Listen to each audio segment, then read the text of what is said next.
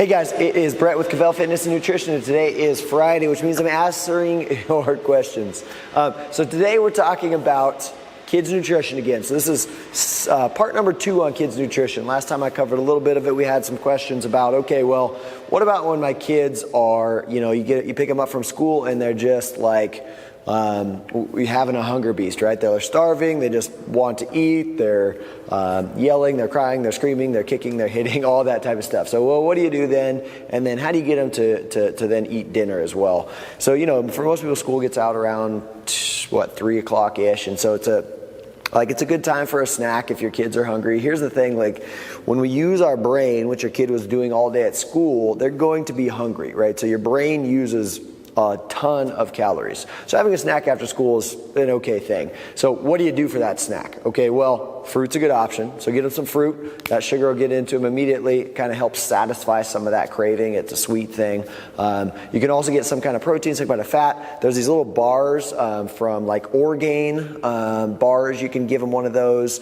Those are good. Those are some dried fruit. There's some protein in there. You can get them the Perfect bars. There's some bars. Just make sure you look on the ingredient list and make sure that it's nice, good, whole foods in there. RX bars, not Perfect bars. RX bars are the bars.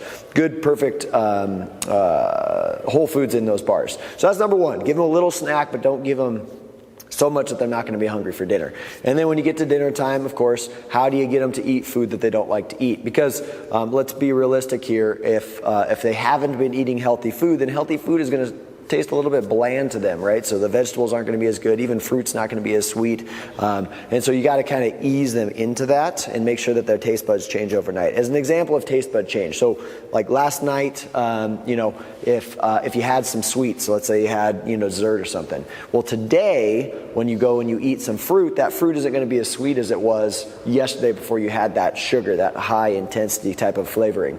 And so we got to that's how fast taste buds can change. Now with kids, it takes a little bit longer if they've been eating a lot of processed foods and a lot of high, sweetened foods and chemically enhanced foods.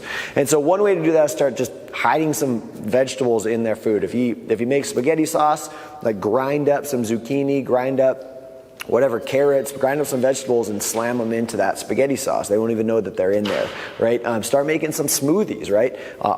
To begin with, err on the side of a little bit more fruit. But start sneaking some vegetables in there, and then slowly over time add more vegetables until your vegetables and fruit are even or a little bit more on the vegetable side. So just start sneaking stuff in there, and then eventually when they'll start liking it, then you can start giving them the actual thing. So like, hey, here's some broccoli, why don't you try it? And they'll start to like it because their taste buds will be more used to those natural foods. All right, guys, so that's how you do it. It is not easy thing to do, but it is worth it, is well worth it. In the long run, your kids are going to be healthier. So again, it's Friday, guys. Make sure you post your questions below so I can get them answered for you.